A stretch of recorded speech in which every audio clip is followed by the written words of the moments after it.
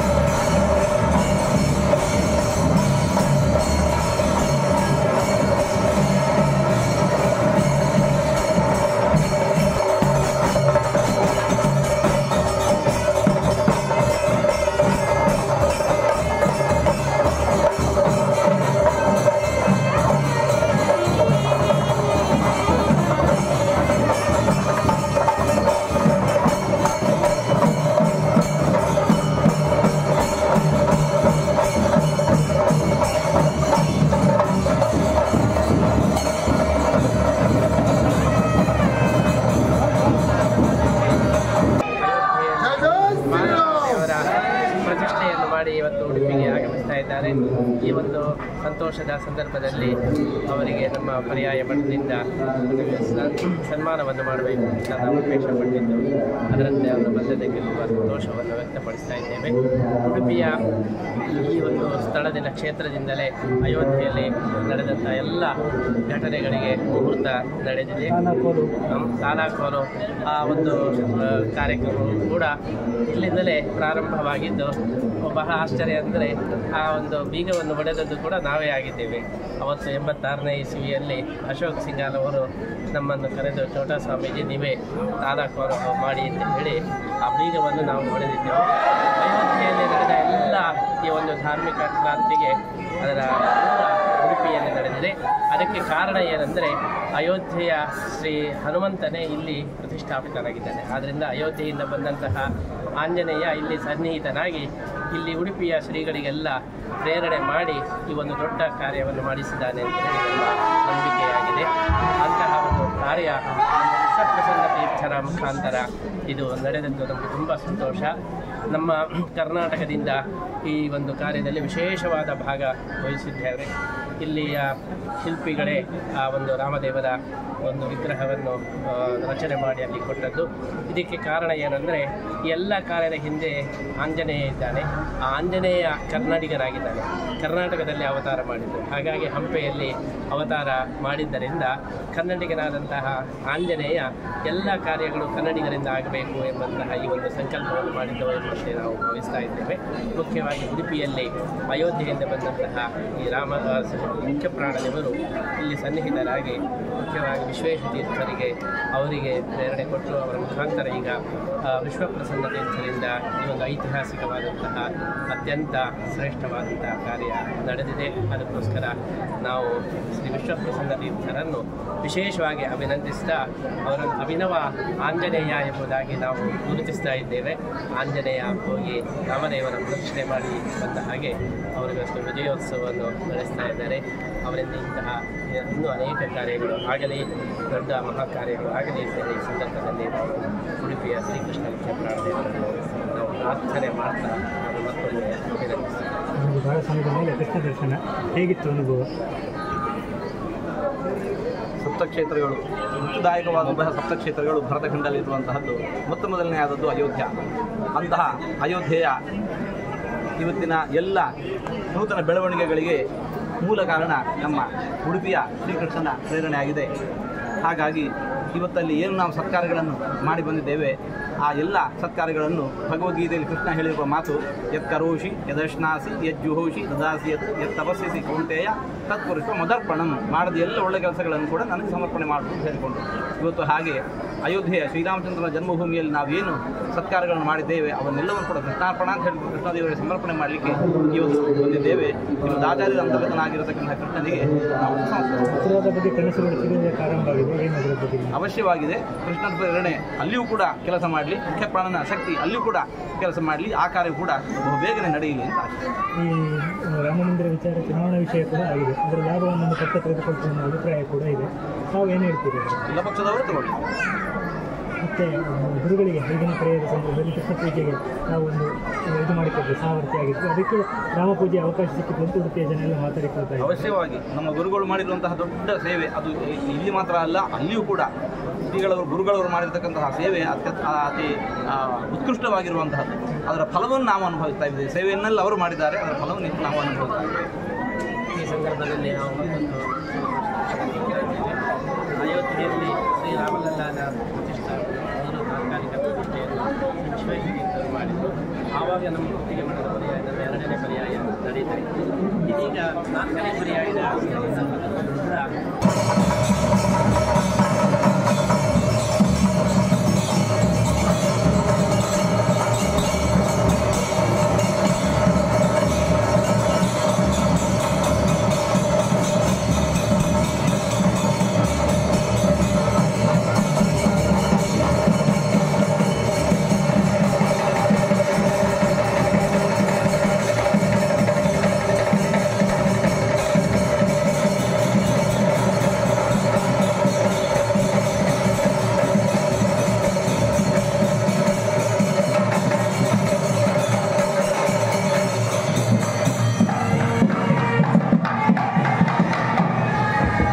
ಸ್ವಯಂ ಸೇವಕರು ಸ್ವಲ್ಪ ಮುಂಭಾಗಕ್ಕೆ ಸ್ವಲ್ಪ ಕುರ್ಚಿಗಳನ್ನು ಆಸನಗಳನ್ನು ತಂದು ಹಾಕಬೇಕು ಅಂತ ವಿನಂತಿ ಮಾಡಿಕೊಳ್ತೇನೆ.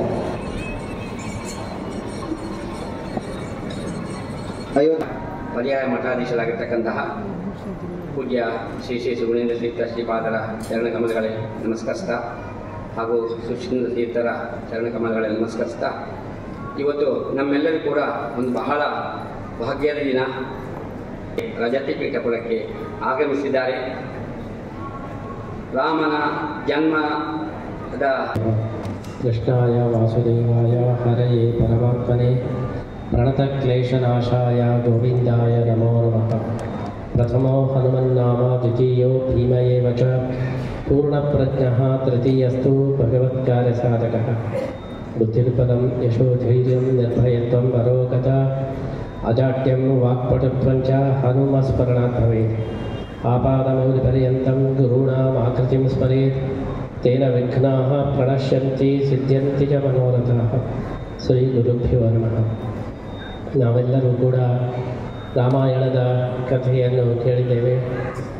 ಆಂಜನೇಯ ಲಂಕೆಗೆ ಹೋಗಿ ಎಲ್ಲ ಸೀತೆಯ ಸಂದೇಶವನ್ನು ತಂದು ಶ್ರೀರಾಮದೇವರನ್ನು ಕರ್ಕೊಂಡು ಹೋಗಿ ಆ ಲಂಕೆಯ ದಹನ ಮಾಡಿ ಮತ್ತೆ ಅಯೋಧ್ಯೆಗೆ ಬಂದು ಶ್ರೀರಾಮದೇವರ ಪಟ್ಟಾಭಿಷೇಕವನ್ನು ಮಾಡಿಸಿದ ಕಥೆ ನಾವೆಲ್ಲರೂ ಕೇಳಿದ್ದೇವೆ, ಆದರೆ ನೋಡಲಿಲ್ಲ. ಆದರೆ ಇವತ್ತು ನಾವು ಅದನ್ನು ನೋಡ್ತಾ ಇದ್ದೇವೆ. ನಮ್ಮ ವಿಶ್ವಪ್ರಸನ್ನ ತೀರ್ಥರು ಆಂಜನೇಯನ ಹಾಗೆ ಹೋಗಿ ಅಲ್ಲಿ ಆಂಜನೇಯ ಲಂಕೆಯನ್ನು ಪುಡಿ ಪುಡಿ ಮಾಡಿದ ಹಾಗೆ ಆಗಿದ್ದರೆ ಇಲ್ಲಿಯೂ ಕೂಡ ಹಳೆಯ ಇದನ್ನು ಕಟ್ಟಡವನ್ನೆಲ್ಲ ಧ್ವಂಸ ಮಾಡಿ ಆಮೇಲೆ ಮತ್ತೆ ಪುನಃ ಈಗ ರಾಮದೇವರ ಪ್ರತಿಷ್ಠೆಯನ್ನು ಮಾಡಿ ಮತ್ತೊಂದು ಅಭಿನವ ರಾಮಾಯಣದ ಪ್ರತಿಷ್ಠಾಪನೆಯನ್ನು ಮಾಡಿದ್ದಾರೆ ಅಂತ ಹೇಳಿ ನಾವು ಭಾವಿಸ್ತಾ ಇದ್ದೇವೆ. ರಾಮಾಯಣದಲ್ಲಿ ಆಂಜನೇಯನ ಪಾತ್ರ ಅನೇಕ ವಿಧದ ಆಂಜನೇಯ ಬರ್ತಾರೆ. ಹಾಗೆ ಮೊದಲು ಯಕ್ಷಗಾನದಲ್ಲಿ ಒಂದೇ ಪಾತ್ರವನ್ನು 2-3 ಜನ ಮಾಡ್ತಾ ಇರ್ತಾರೆ. ಮೊದಲನೇ ಬಾಲಕೃಷ್ಣ, ಮಧ್ಯಮ ಕೃಷ್ಣ, ಅದೇ ರೀತಿ ಮತ್ತೊಬ್ಬ ಕೃಷ್ಣ ಅಂತ ಹೇಳಿ. ಹಾಗೆಯೇ ವಿಶ್ವೇಶ ತೀರ್ಥರು ಮೊದಲು ಆಂಜನೇಯನ ಪಾತ್ರವನ್ನು ಮಾಡಿ ಆಮೇಲೆ ನೆಕ್ಸ್ಟ್ ಪಾತ್ರವನ್ನು ವಿಶ್ವಪ್ರಸನ್ನ ತೀರ್ಥರಿಗೆ ಕೊಟ್ಟು ಅಂತಹ ಆಂಜನೇಯನ ಕಾರ್ಯವನ್ನು ಮತ್ತೊಮ್ಮೆ ಇತಿಹಾಸದಲ್ಲಿ ದಾಖಲಿಸಿದ್ದಾರೆ. ಮತ್ತೊಮ್ಮೆ ರಾಮರಾಜ್ಯದ ಸ್ಥಾಪನೆ ಆಗಿದೆ. ನಮ್ಮ ವಿಶ್ವಪ್ರಸನ್ನ ತೀರ್ಥರು ಮಂಡಲೋತ್ಸವವನ್ನು ಮಾಡಿದ್ದಲ್ಲ, ವಿಶ್ವಕ್ಕೆ ಮಂಗಳ ಆಗತಕ್ಕಂತಹ ಉತ್ಸವವನ್ನು ಮಾಡಿ ಚರಿತ್ರೆಯಲ್ಲಿ ಇತಿಹಾಸದಲ್ಲಿ ಆಚಂದ್ರಾರ್ಕವಾಗಿ ಉಡುಪಿಯ ಹೆಸರು, ಅದೇ ರೀತಿ ವಿಶ್ವಪ್ರಸನ್ನರ ಹೆಸರು, ವಿಶ್ವೇಶ ತೀರ್ಥರ ಹೆಸರು ಅಜರಾಮರವಾಗುವ ಹಾಗೆ ಮಾಡಿ ನಮ್ಮೆಲ್ಲರಿಗೂ ಕೂಡ ಅತ್ಯಂತ ಸಂತೋಷ, ಅತ್ಯಂತ ಒಂದು ಹರ್ಷವನ್ನು ತಂದದ್ದಕ್ಕೆ ನಾವು ಎಲ್ಲ ಉಡುಪಿಯ ಜನತೆಯ, ಭಕ್ತ ಜನತೆಯ, ಶ್ರೀಕೃಷ್ಣ ಭಕ್ತರ ಪರವಾಗಿ ಅವರನ್ನು ವಿಶೇಷವಾಗಿ ಅಭಿನಂದಿಸ್ತಾ ಇದ್ದೇವೆ. ನಮ್ಮ ಆಂಜನೇಯನ ಉಡುಪಿಯಲ್ಲಿ ಇರತಕ್ಕಂತಹ ಆಂಜನೇಯ ಅಯೋಧ್ಯೆಯಿಂದ ರಾಜರು ತಂದಂತಹ ಆಂಜನೇಯ ಎಂಬಂತಹ ಪ್ರತೀತಿ ಇವತ್ತು ಅದು ಸತ್ಯ ಎಂಬುದಾಗಿ ಪ್ರೂವಾಗಿದೆ.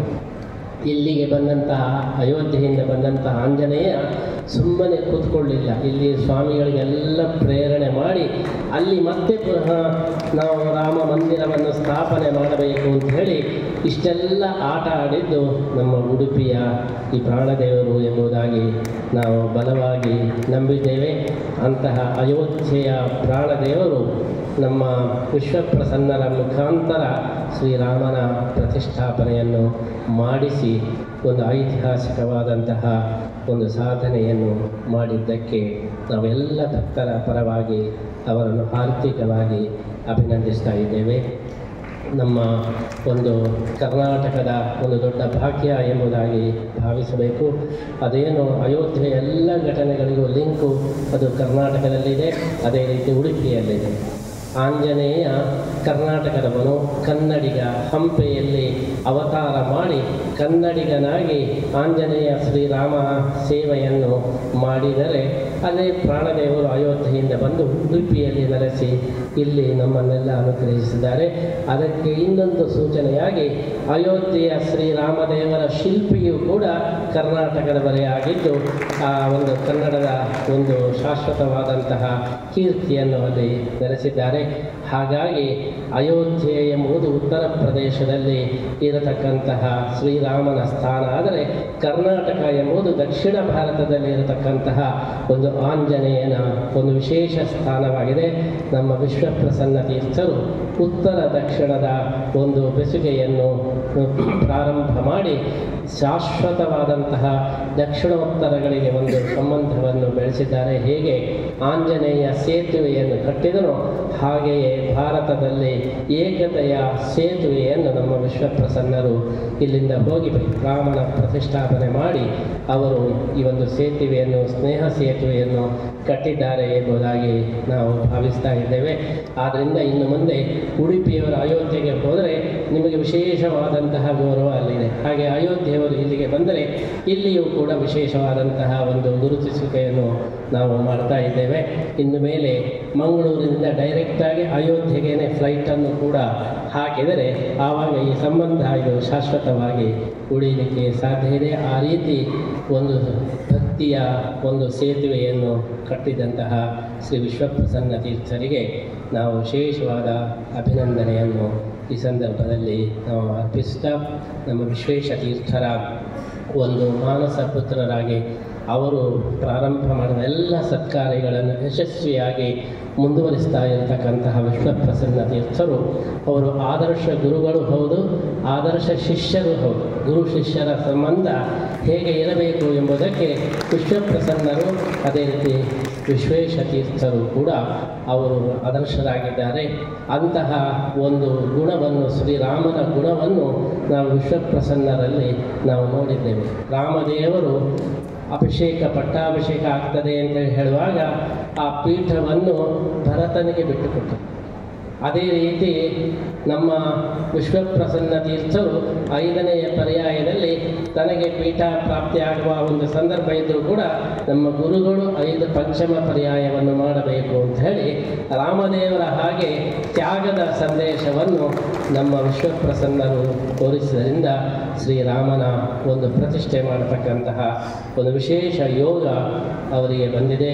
ಆ ಮೂಲಕ ನಮ್ಮ ಉಡುಪಿಗೆ, ಅಷ್ಟಮಠಗಳಿಗೆ, ಶ್ರೀಕೃಷ್ಣ ಮಠಕ್ಕೆ, ಇಡೀ ನಮ್ಮ ಕರ್ನಾಟಕಕ್ಕೆ ಒಂದು ಹೆಮ್ಮೆ, ಒಂದು ಸಂತಸವನ್ನು ಅವರು ತಂದಿದ್ದಾರೆ ಎಂಬುದಾಗಿ ನಾವು ಭಾವಿಸ್ತಾ ನಮಗೂ ಒಂದು ವಿಶೇಷವಾದಂತಹ ಸಂತೋಷ ಏನೆಂದರೆ ಎಲ್ಲ ಘಟನಾವಳಿಗಳಿಗೂ ಗುತ್ತಿಗೆ ಮಠಕ್ಕೂ ಒಂದು ವಿಶೇಷ ಸಂಬಂಧವನ್ನು ಕೂಡ ನಾವು ನೋಡಿದ್ದೇವೆ. ನಮ್ಮ 2ನೆಯ ಪರ್ಯಾಯದಲ್ಲಿ ಅಲ್ಲಿ ಶ್ರೀ ವಿಶ್ವೇಶ ತೀರ್ಥರು ಅಲ್ಲಿ ತಾತ್ಕಾಲಿಕವಾದಂತಹ ರಾಮಲಲ್ಲನ ಪ್ರತಿಷ್ಠೆಯನ್ನು ಮಾಡಿದರೆ, ನಮ್ಮ 4ನೇ ಪರ್ಯಾಯ ಕೂತ ತಕ್ಷಣ ಅಯೋಧ್ಯೆಯಲ್ಲಿ ಶ್ರೀರಾಮ ಪ್ರತಿಷ್ಠೆಯನ್ನು ನಮ್ಮ ವಿಶ್ವಪ್ರಸನ್ನ ತೀರ್ಥರು ಮಾಡಿದ್ದಾರೆ.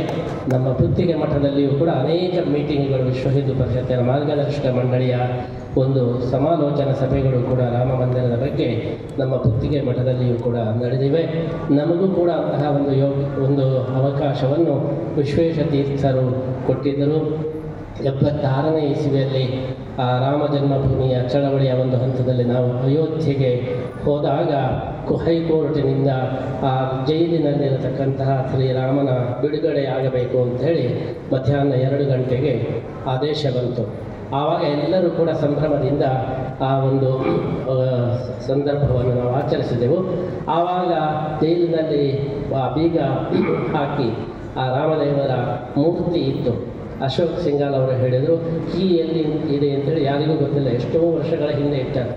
ಆವಾಗ ಅಶೋಕ್ ಸಿಂಘಾಲ್ ನಮ್ಮನ್ನು ಕರೆದು ಹೇಳಿದರು, ಜೋಟಾ ಸ್ವಾಮೀಜಿ ತಾಲ ಖೋಲು ಎಂಬುದಾಗಿ ಅಶೋಕ್ ಸಿಂಘಾಲ್ ಅವರು ನಮ್ಮನ್ನು ಕರೆದು ಆ ಬೀಗವನ್ನು ಒಡೆಯಿರಿ ಎಂಬುದಾಗಿ ನಮಗೆ ಸೂಚನೆ ಕೊಟ್ಟರು. ಅದರಂತೆ ಯಾರೋ ಕಲ್ಲಿನಲ್ಲಿ ಆ ಬೀಗವನ್ನು ನಾವು ಗಟ್ಟಿಯಾಗಿ ಬೀಗವನ್ನು ಹಿಡಿದುಕೊಂಡೆವು. ಒಬ್ಬರು ಬಂದು ಕಲ್ಲಿನಿಂದ ಆ ಒಂದು ಬೀಗವನ್ನು ಒಡೆಸಿ ತಕ್ಷಣ ಆ ಒಂದು ಮೂರ್ತಿಯನ್ನು ಅಲ್ಲಿಂದ ಹೊರಗೆ ತಂದದ್ದು ಇವತ್ತಿಗೂ ಕೂಡ ನಮಗೆ ಅದು ಯಾವಾಗಲೂ ಕೂಡ ಮನಸ್ಸಿನಲ್ಲಿ ಹಚ್ಚ ಹಸಿರಾಗಿದೆ. ಅಂತಹ ಒಂದು ರಾಮದೇವರ ಸೇವೆ ಮಾಡತಕ್ಕಂತಹ ಸಂದರ್ಭ ನಮಗೆ ವಿಶ್ವೇಶ ತೀರ್ಥರು ಅನೇಕ ಸಂದರ್ಭದಲ್ಲಿ ಕೊಟ್ಟಿದ್ದಾರೆ. ಎಲ್ಲ ರಾಮ ಜನ್ಮಭೂಮಿಯ ಚಳವಳಿಯಲ್ಲಿ ಅವರ ಜೊತೆಗೆ ನಾವು ಯಾವಾಗಲೂ ಕೂಡ ಇರಬೇಕು. ಅವರು ಯಾವಾಗಲೂ ನಮಗೆ ಹೇಳ್ತಾ ಇದ್ದರು, ನೀವು ನಮ್ಮ ಜೊತೆಗೆ ಇರಬೇಕು, ಎಲ್ಲ ಚಳವಳಿಯಲ್ಲಿಯೂ ಎಲ್ಲ ಸತ್ಯಾಗ್ರಹಗಳಲ್ಲಿ ಇರಬೇಕು. ಕೈಗಾ ಸತ್ಯಾಗ್ರಹ, ಅದೇ ರೀತಿ ಗೋರಕ್ಷಾ ಸತ್ಯಾಗ್ರಹ, ಅನೇಕ ಸತ್ಯಾಗ್ರಹಗಳಲ್ಲಿ ವಿಶ್ವೇಶ ತೀರ್ಥರು ನೀವು ನನ್ನ ಹತ್ತಿರ ಇದ್ದರೆ ರಾಮನ ಜೊತೆಗೆ ಲಕ್ಷ್ಮಣ ಇದ್ದ ಹಾಗೆ ಆಗ್ತದೆ, ನಮಗೆ ನೀವಿದ್ದರೆ ಧೈರ್ಯ ಬರ್ತದೆ, ನೀವು ಬರಲೇಬೇಕು ಅಂತ ಹೇಳಿ ಎಲ್ಲ ಒಂದು ಚಳವಳಿಗಳಲ್ಲಿ ಕೂಡ ನಮ್ಮನ್ನು ಅವರು ಸೇರಿಸಿಕೊಂಡು ನಮಗೂ ಆ ಯೋಗವನ್ನು ಕೊಟ್ಟಿದ್ದಾರೆ.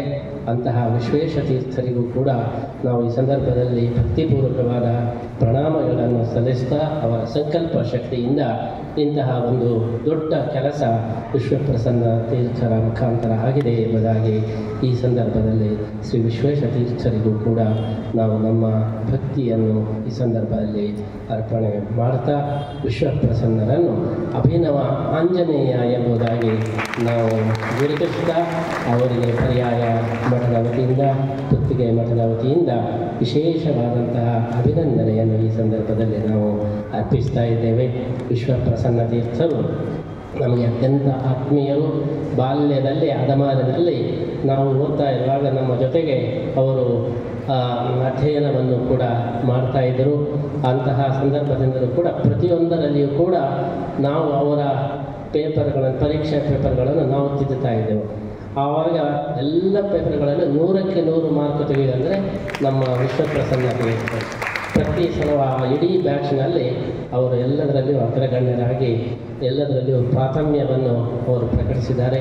ಇವತ್ತು ಶ್ರೀರಾಮನ ಪ್ರತಿಷ್ಠೆಯ ಮುಖಾಂತರವೂ ಕೂಡ ಅಷ್ಟಮಠಗಳಲ್ಲಿ ಅವರು ಆದ್ಯ ಸ್ವಾಮಿಗಳಾಗಿ ವಿಶೇಷವಾದಂತಹ ಒಂದು ದೊಡ್ಡ ಸಾಧನೆಯನ್ನು ಮಾಡಿದ್ದಾರೆ ಎಂಬುದಾಗಿ ನಾವು ಭಾವಿಸ್ತಾ ಇದ್ದೇವೆ.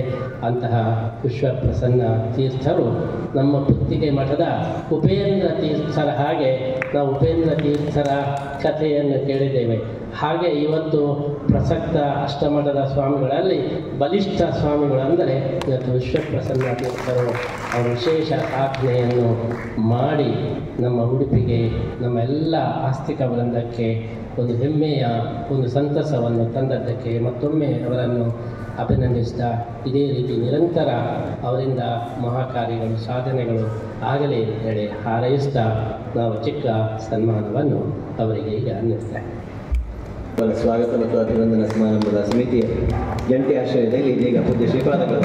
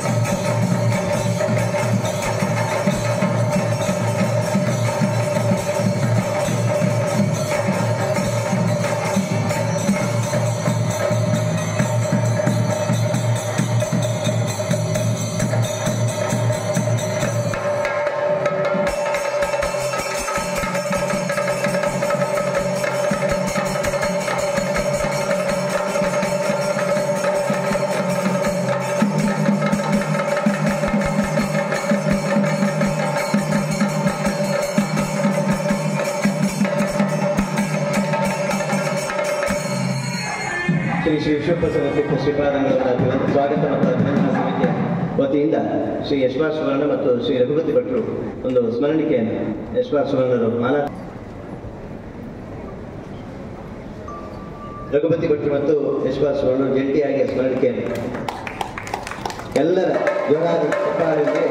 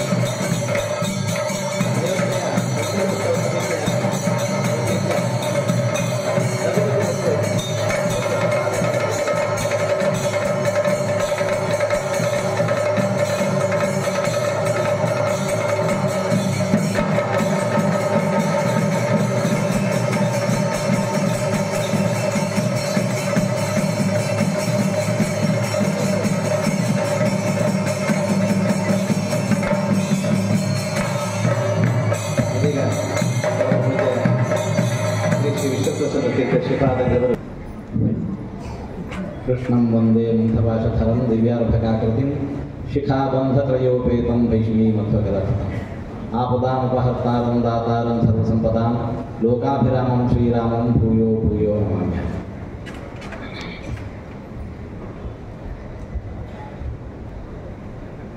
ನಮ್ಮ ಗುರುಗಳ ಶ್ರೀಮದ್ ಆಚಾರ್ಯರ ಕೃಷ್ಣನ ಮುಖ್ಯ ಪ್ರಾಣನ ಶ್ರೀಕೃಷ್ಣನ ಅನುಗ್ರಹದಿಂದ ಇಂತಹ ಒಂದು ಕಾರ್ಯಕ್ಕೆ ಅಯೋಧ್ಯೆಯಲ್ಲಿ ಬಾಲರಾಮನ ಪ್ರತಿಷ್ಠೆಯಲ್ಲಿ ಪಾಲ್ಗೊಳ್ಳುವಂತಹ ಯೋಗ ಭಾಗ್ಯ ನಮಗೆ ಒದಗಿ ಬಂತು. ನಮ್ಮ ಉಡುಪಿಯ ಎಲ್ಲ ಹಿರಿಯ ಶ್ರೀಗಳವರು ಕೂಡ ನಮಗೆ ಗುರುಗಳು, ಅವರೆಲ್ಲರ ಅನುಗ್ರಹದಿಂದ ಈ ಭಾಗ್ಯ ನಮಗೆ ಒದಗಿ ಬಂದಿದೆ. ಹಾಗೂ ಇವತ್ತು ಅಲ್ಲಿ ನಾವು ಇಂತಹ ಒಂದು ಕಾರ್ಯವನ್ನು ಮಾಡುವ ಹೊತ್ತಿಗೆ ದೇಶದ ಎಲ್ಲ ಸಂತರನ್ನು ಕೂಡ ಸ್ಮರಿಸಿಕೊಂಡು ಅವರ ಪರವಾಗಿ ಈ ಕಾರ್ಯವನ್ನು ಮಾಡಿದ್ದೇವೆ. ಯಾಕೆಂತಂದರೆ ಇವತ್ತು ಈ ಸಲ್ಲುವ ನಮಗೆ ಸಲ್ತಾ ಇರುವಂತಹ ಏನು ಎಲ್ಲ ಸನ್ಮಾನ ಇದೆ, ಇದು ಕೇವಲ ಒಬ್ಬ ನಮಗಲ್ಲ. ಈ ಸ್ಥಾನದಲ್ಲಿ ಯಾರೇ ಒಬ್ಬರು ಇಂತಹ ಸಂತರಿದ್ದರೂ ಕೂಡ ಅವರು ಅವಶ್ಯವಾಗಿ ಮಾಡ್ತಾ ಇದ್ದಂತಹ ಕಾರ್ಯ ಇದು. ಇವತ್ತು ನಾವು ಅದನ್ನು ಮಾಡಿಲ್ಲ ಅಂತಾಗಿದ್ರೆ ದೊಡ್ಡ ಅಪರಾಧ ಆಗ್ತಾ ಇತ್ತು. ಮಾಡಿದ್ದೇವೆ ಅಂತಂದ್ರೆ ಅಷ್ಟಕ್ಕೆ ನಾವು ಸಮಾಧಾನ ಪಟ್ಕೊಳ್ತಾ ಇದ್ದೇವೆ. ಹಾಗಾಗಿ ಇವತ್ತು ಸಂದಂತಹ ಈ ಸನ್ಮಾನ ಏನಿದೆ, ಇದು ಈ ನಾಡಿನ ಎಲ್ಲ ಸಂತರ ಪರವಾಗಿ ನಾವು ಮಾಡಿದ್ದೇವೆ. ಆದ್ದರಿಂದ ಎಲ್ಲ ಸನ್ಮಾನವೂ ಕೂಡ ಆ ಎಲ್ಲ ಸಂತರಿಗೆ ಸಲ್ತಾ ಇದೆ.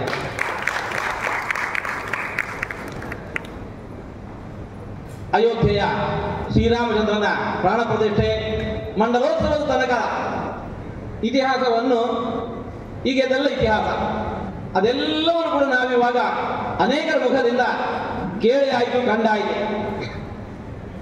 ಇನ್ನು ಮುಂದೆ ಭವಿಷ್ಯ ಏನು ಅಂತ ಹೇಳಿಕೊಂಡು ಅದರ ಬಗ್ಗೆ ನಾವು ಸ್ವಲ್ಪ ಚಿಂತಿಸಬೇಕಾಗಿದೆ. ಮಂದಿರ ನಿರ್ಮಾಣ ಆಯಿತು. ಮಂದಿರ ಎಷ್ಟು ಕಾಲ ಮಂದಿರವಾಗಿರಬೇಕು ಅಂತ, ಇನ್ನೆಷ್ಟು ಕಾಲ ಅದು ಮಂದಿರವಾಗಿ ಉಳಿಯಬೇಕು. 10, 100, ಸಹಸ್ರ ವರ್ಷಗಳು ಅಲ್ಲ, ಆ ಚಂದ್ರಾರ್ಕವಾಗಿ ಅದು ರಾಮ ಮಂದಿರವಾಗಿ ಉಳಿಬೇಕಾಗಿದೆ. ಈ ನೆಲದಲ್ಲಿ ಭರತಖಂಡದಲ್ಲಿ ಹಿಂದೂಗಳು ಬಹುಸಂಖ್ಯಾತರಾಗಿ ಇರುವಷ್ಟು ಕಾಲ ಮಾತ್ರ ಮಂದಿರವಾಗಿ ಉಳಿಯಲಿಕ್ಕೆ ಸಾಧ್ಯ. ಯಾಕೆ ನಾವು ಪಕ್ಕದ ದೇಶದಲ್ಲಿ ಕಾಣ್ತಾ ಇದ್ದೇವೆ, ಅದು ಯಾವ ಕಾಲದ್ದು ಗೊತ್ತಿಲ್ಲ. ಬಂಡೆಯನ್ನು ಕೊರೆದು ಕೆತ್ತಿರತಕ್ಕಂತಹ ಒಂದು ಬುದ್ಧನ ಪ್ರತಿಮೆ ಮೊನ್ನೆ ತನಕ ನಮ್ಮ ದೇಶದ್ದೇ ಒಂದು ಭಾಗ, ಗಾಂಧಾರ ದೇಶ. ಇವಾಗ ಅದನ್ನು ಅಫ್ಘಾನಿಸ್ತಾನ ಅಂತ ಕರೀತಾ ಇದ್ದಾರೆ. ಪರಕೀಯರ ಆಕ್ರಮಣದಲ್ಲಿ ಆಗ್ತಾ ಇದ್ದಂತೇನೆ ಆ ಬಂಡೆಯನ್ನು ಕೊರೆದು ಸ್ಥಾಪಿಸಿರತಕ್ಕಂತಹ ನಿರ್ಮಿಸಿರತಕ್ಕಂತಹ ಬುದ್ಧನ ಪ್ರತಿಮೆ ಕೂಡ ಛಿದ್ರವಾಗಬೇಕು. ಅಂತಹ ಮಾತುಗಳು ನಿನ್ನೆಯೂ ಕೇಳಿಬರ್ತಾ ಇದ್ದಾವೆ, ಇವತ್ತು ಕೇಳಿಬರ್ತಾ ಇದೆ. ಹಾಗಾಗಿ ನಮ್ಮ ಶತಮಾನಗಳ ಕನಸು ಇವತ್ತೇನು ನನಸಾಗಿದೆ, ಅದು ಶಾಶ್ವತವಾಗಿ ಉಳಿಬೇಕು ಅಂತಿದ್ರೆ ಈ ನೆಲದಲ್ಲಿ ನಾವು ಹಿಂದೂಗಳಾಗಿ ಬಹುಸಂಖ್ಯಾತರಾಗಿ ಆಚಂದ್ರಾರ್ಕವಾಗಿ ಉಳಿಬೇಕಾಗಿದೆ. ಅದು ನಾವು ನೀವು ಯಾರು ಉಳಿಯೋದಿಲ್ಲ, ನಮ್ಮ ಸಂತತಿ ಉಳಿಯೋದು.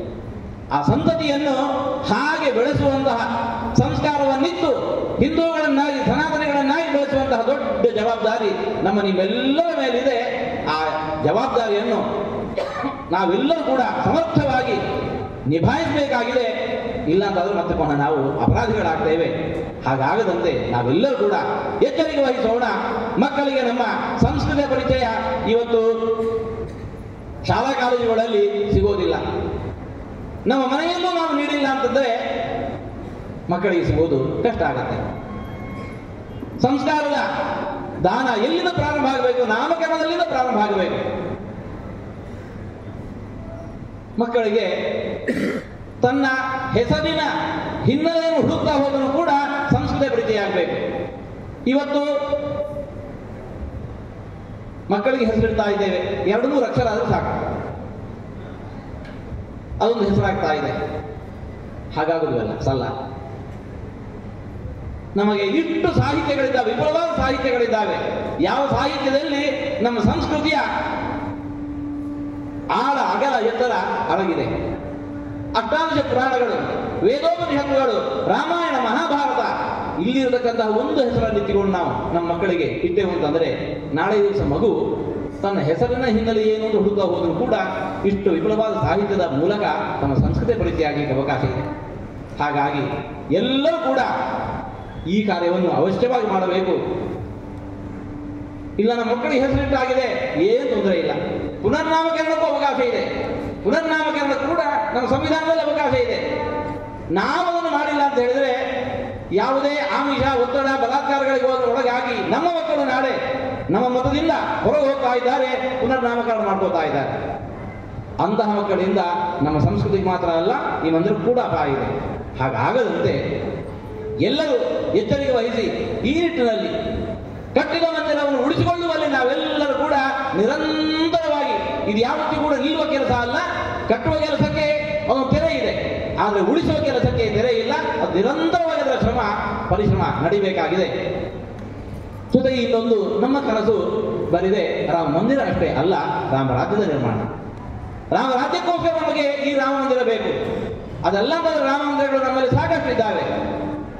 ಯಾವ ರಾಮ ಮಂದಿರದಿಂದ ರಾಮರಾಜ್ಯದ ನಿರ್ಮಾಣವೂ ಕೂಡ ಆಗಬೇಕಾಗಿದೆ. ಅಂತಹ ರಾಮ ಮಂದಿರ ಇವತ್ತು ನಿರ್ಮಾಣಗೊಂಡಿದೆ. ರಾಮದೇವರನ್ನು ಇವತ್ತು ನೂತನ ಮಂದಿರದಲ್ಲಿ ಪೂಜಿಸ್ತಾ ಇದ್ದೇವೆ, ಅರ್ಪಿಸ್ತಾ ಇದ್ದೇವೆ. ರಾಮದೇವರು ನಾವು ಅರ್ಚಿಸಿದೆವು, ಪೂಜಿಸಿದೆವು ಅಂತ ನಾವು ಖುಷಿ ಪಡ್ಕೋತಾ ಇದ್ದೇವೆ. ರಾಮದೇವರು ಖುಷಿ ಪಡಬೇಕು, ಆ ರೀತಿಯ ದೇವರ ಆರಾಧನೆ ಮಾಡಬೇಕು. ರಾಮಾಯಣ ತೆಗೆದು ನೋಡೋಣ. ರಾಮನ ವ್ಯಕ್ತಿತ್ವವನ್ನು ಪರಿಚಯಿಸುವಾಗ ವಾಲ್ಮೀಕಿ ಮಹರ್ಷಿಗಳಂತಾರೆ, ಊರಲ್ಲಿ ಯಾರಿಗಾದ್ರೂ ಒಬ್ಬರಿಗೆ ದುಃಖ ಇದೆ ಅಂತಂದ್ರೆ ರಾಮದೇವರು ದುಃಖ ಪಡ್ತಾ ಇದ್ದಂತೆ. ತನಗೇ ಒಂದು ದುಃಖ. ಯಾರದೊಬ್ಬ ಮನೆಯಲ್ಲಿ ಏನೋ ಹಬ್ಬ ಹರಿದಿನ ಉತ್ಸವ ನಡೀತಾ ಇದೆ ಅಂತ ಹೇಳಿದ್ರೆ ರಾಮದೇವರು ಖುಷಿ ಪಡ್ತಾ ಇದ್ರಂತೆ. ತನ್ನ ಮನೆಯಲ್ಲೇ ನಡೆಯುವಂತಹ ಉತ್ಸವ ಅಂತ ಹೇಳಿಕೊಂಡು ಪ್ರಜಾನಾಂತ ಹಿತೇ ರತಃ. ಹಾಗಾಗಿ ಇವತ್ತು ರಾಮನ ಪ್ರತಿಷ್ಠೆ ಆಯಿತು, ಇದೆಲ್ಲವೂ ರಾಮರಾಜ್ಯ ಆಯಿತು. ಇನ್ನು ಇವಾಗ ಎಲ್ಲಿಯೂ ಕೂಡ ದುಃಖದ ಛಾಯೆ ಕಾಣಬಾರದು. ದೇವರಿಗೆ ಮನೆ ಆಯಿತು, ಅಯ್ಯೋ ನಮಗೆ ಮನೆ ಇಲ್ಲ. ರಾಮರಾಜ್ಯದಲ್ಲಿ ಅಯ್ಯೋ ನನಗೊಂದು ಮನೆ ಇಲ್ಲ ಅಂತ ಯಾರು ದುಃಖಿಸುವ ಪ್ರಸಂಗ ಬರಬಾರದು.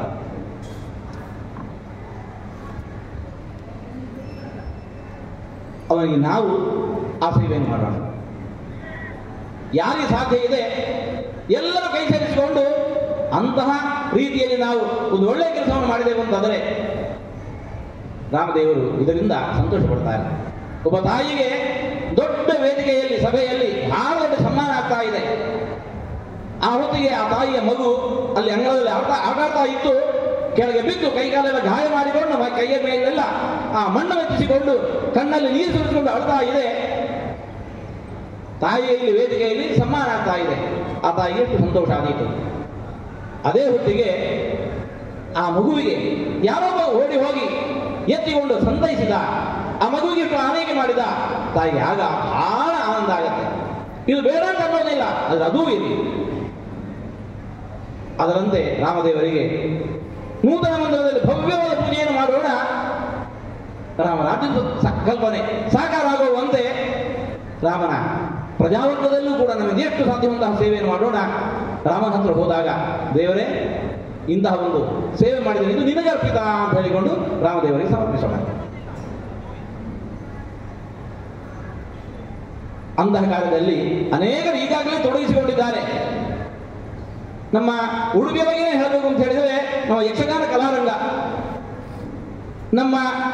ಅವರು ಮಾಡ್ತಾ ಇರತಕ್ಕಂಥ ಈ ಕೆಲಸಗಳು ನಮಗೆ ಇಂತಹ ಒಂದು ಯೋಜನೆಗೆ ಸ್ಫೂರ್ತಿ ನೀಡಿದ್ದಾವೆ. ಹರಿಕೃಷ್ಣ ಪುರೂರವರು ಅವರ 60ನೇ ವರ್ಷದ ಸಮಯದಲ್ಲಿ 6 ಎಕರೆ ಜಾಗ ಖರೀದಿಸಿ, ಇವತ್ತಲ್ಲ ಆವತ್ತು 6 ಎಕರೆ ಜಾಗ ಖರೀದಿಸಿ 100 ಮನೆಗಳನ್ನು ನಿರ್ಮಾಣ ಮಾಡಿ ದಾನ ಮಾಡಿದರು. ಪುತ್ತೂರಲ್ಲಿ ಹಾಗೆ ಇನ್ನೊಬ್ಬರು 400 ಮನೆಗಳನ್ನು ನಿರ್ಮಾಣ ಮಾಡಿದ್ದಾರೆ. ಇಂತಹ ಕಾರ್ಯಗಳು ನಮಗೆ ಪ್ರೇರಣೆ ನೀಡಿದ್ದಾವೆ. ಇವತ್ತದನ್ನು ಇನ್ನಷ್ಟು ಮಂದಿಗೆ ನೋಡಿ ಹೀಗೆ ಮಾಡೋಣ ಅಂತಂದಾಗ ಕಳೆದ ಬಾರಿ ನಮ್ಮ ಜನ್ಮ ದಿವಸದಂದು ಈ ಯೋಜನೆ ನಾವು ಹೇಳಿದೆವು. ನಮ್ಮ ಉಡುಪಿಯ ಒಬ್ಬ ಪ್ರೊಫೆಸರ್ ಅವರು ಡಾಕ್ಟರ್ ಎಂ.ಆರ್. ಹೆಗಡೆ ಅವರು ಒಪ್ಪಿಕೊಂಡು ಒಂದು ಮನೆ ನಿರ್ಮಾಣ ಮಾಡಿಕೊಂಡರು.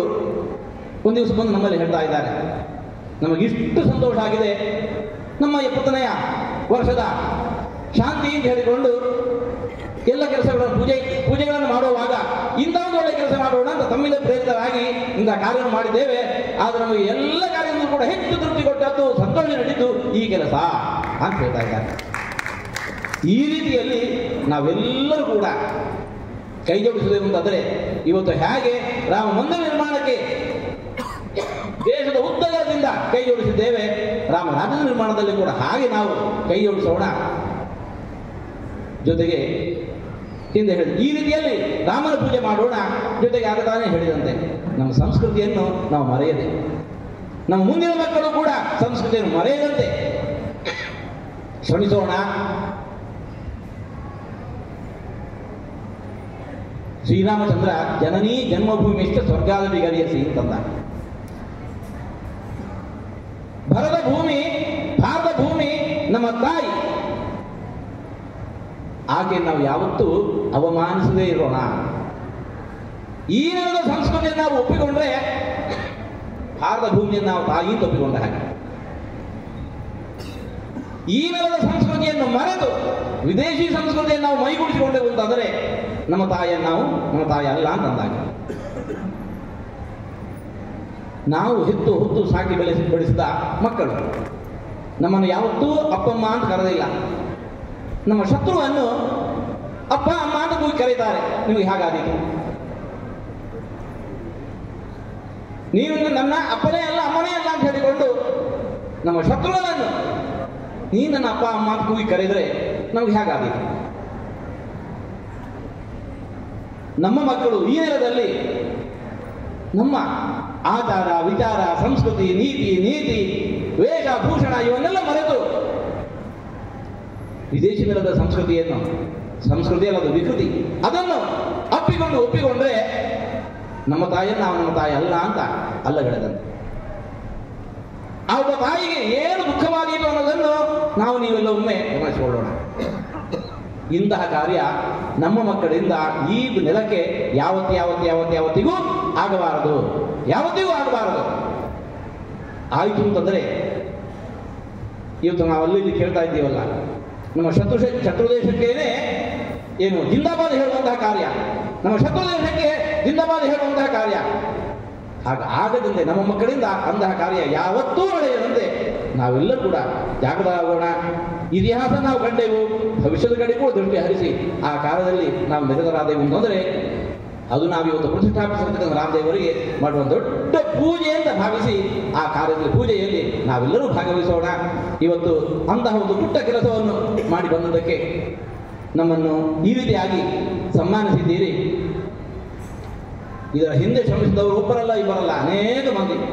ಆ ಪ್ರಾಣ ಕಾರ್ಯವನ್ನು ಮಾತ್ರ ನಾವು ಮಾಡಿದೆವು. ಅರ್ಧ ಗಂಟೆ ಕೂತ್ಕೊಂಡು ಊಟ ಮಾಡಿದ್ದೇವೆ. 50-60-100 ತುತ್ತುಗಳನ್ನು ಉಂಡಿದ್ದೇವೆ. ಕೊನೆ ತುತ್ತು ತಿಂದಾಗ ತೇಲು ಬಂತು, ಆ ಹೊಟ್ಟೆ ತುಂಬಿತು ಅಂತ ಅನಿಸ್ತದೆ. ಯಾರಾದರೂ ಅಯ್ಯೋ ದೇವರ ಈ ತುತ್ತನ್ನು ಮೊದಲೇ ತಿಂದಿದ್ರೆ ಇಷ್ಟು ಕೆಲಸ ಉಳಿತಿತ್ತಲ್ಲ ಅಂತ ಯಾರು ಭಾವಿಸಿದ್ರೆ ಹೇಗಾಗತ್ತೆ? ಹೊಟ್ಟೆ ತುಂಬಿದ್ದು ಯಾವುದರಿಂದ? ಕೊನೆಯ ತುತ್ತಿನಿಂದ. ಮೊದಲ ತುತ್ತುಗಳನ್ನೆಲ್ಲ ಮರೆತರೆ ಕೊನೆ ತುತ್ತಿನಿಂದಾದರೂ ಕೂಡ ಹೊಟ್ಟೆ ತುಂಬಲಿಕ್ಕುಂಟು ಇಲ್ಲ. ಹಾಗಿರುವಾಗ ಆ ಕೊನೆ ತುತ್ತನ್ನು ಮಾತ್ರ ಹೊಗಳಿದ್ರೆ ಹೇಗಾದೀತು? ಇವತ್ತು ಆ ರಾಮದೇವರ ಪ್ರಾಣ ಪ್ರತಿಷ್ಠೆಯ ಕಾರ್ಯ ಅದು ಹಾಗೆ ಕೊನೆಯ ತುತ್ತು ಉಂಟದ್ದು. ಅದನ್ನು ನಾವು ಮಾಡಿದ್ದೇವೆ. ಇದರ ಹಿಂದೆ ಶ್ರಮಿಸಿದವರು ಒಬ್ಬರಲ್ಲ ಇಬ್ಬರಲ್ಲ, ಅವರೆಲ್ಲರಿಗೂ ಕೂಡ ಈ ಸನ್ಮಾನವನ್ನು ಹಂಚಿದೆವು ಅಂತಂದರೆ ನಮಗೆ ಎಷ್ಟು ಉಳಿಯುತ್ತೆ ಗೊತ್ತಿಲ್ಲ. ಆ ರೀತಿ ನಾವು ಇದನ್ನೆಲ್ಲವನ್ನು ಕೂಡ ನಮ್ಮನ್ನು ಈ ರೀತಿಯಾಗಿ ಕೆತ್ತಿರತಕ್ಕಂತಹ ಎಲ್ಲ ಗುರುಗಳಿಗೆ, ನಮಗೆ ಬೆನ್ನೆಲುವಾಗಿ ನಿಂತಹ ಎಲ್ಲ ಸಮಾಜದ ಸಂತರಿಗೆ, ಸಮಾಜದ ಹಿರಿಯರಿಗೆ ಇದನ್ನೆಲ್ಲವನ್ನು ಕೂಡ ಹಂಚಿ ಭಗವದ್ಗೀತೆಯಲ್ಲಿ ಕೃಷ್ಣದೇವರು ಮಾತು ಅಂದರು, ಯತ್ ಕರೋಷಿ ಯದಶ್ನಾಸಿ ಯಜ್ಜುಹೋಷಿ ತದಾಸಿ ಯತ್ ಯತ್ ತಪಸ್ಸಿ ಕೌಂತೆಯ ತತ್ಪುರುಷ ಮದರ್ಪಣಂ. ನೀನು ಏನು ಒಳ್ಳೆಯ ಕೆಲಸ ಮಾಡ್ತಿ ಅದು ನನಗೆ ಸಮರ್ಪಣೆ ಮಾಡು.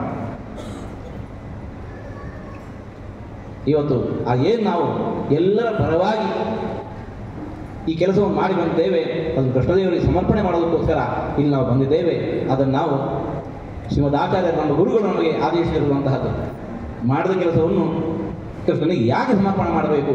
ಅಕ್ಷಯಂ ಕರ್ಮ ಯಸ್ಮಿನ್ ಪರೇ ಸ್ವರ್ಪಿತಂ ಪ್ರಕ್ಷಯೇಯಾಂತ ದುಃಖಾನಿ ಯನ್ನಾಮತಃ ಅಕ್ಷರೋ ಯೋಜನ ಸರ್ವದೈವಾಮೃತಃ ಕುಕ್ಷಿಗಂ ಯಸ್ಯ ವಿಶ್ವಂ ಸದಾಜಾತಿಕಂ ಯಸ್ಯ ಸ್ಮೃತ್ಯಾತ್ ನಾಮೋಕ್ತ್ಯಾ ತವ ಪೂಜಾ ಕ್ರಿಯಾಕ್ಷು ನ್ಯೂನಂ ಸಂಪೂರ್ಣತಾಂ ಯಾತಿ ಸತ್ಯೋ ವಂದೇ ಯತ್ಮಜ್ಜಿತಂ ಮಂತ್ರಹೀನಂ ಕ್ರಿಯಾಹೀನಂ ಭಕ್ತಿಹೀನಂ ಜನಾರ್ದನ ಯತ್ಕೃತಂ ಮಯಾ ದೇವ ಪರಿಪೂರ್ಣಂ ತವಸ್ತುತೆ ಕಾಯೇನ ವಾಚಾ ಮನಸಾ ಇಂದ್ರಿಯೈರ್ವಾ ಬುದ್ಧ್ಯಾತ್ಮನಾ ವಾನುಭೂತ ಸ್ವಭಾವಃ ಕರೋಮಿ ಇತಿ ಸಕಲಂ ಪರಸ್ಮೈ ನಾರಾಯಣಾಯ ಸಮರ್ಪಯಾಮಿ. ಮಧ್ವಾಂತರದ ಶ್ರೀಕೃಷ್ಣಾರ್ಪಿತಮಸ್ತು. ಕೃಷ್ಣಾರ್ಪಿತ. ಗುರುಗಳು ನಮಗೆ ಇಂತಹ ಒಂದು ಸನ್ಮಾನ ನೀಡಿದ್ದಾರೆ.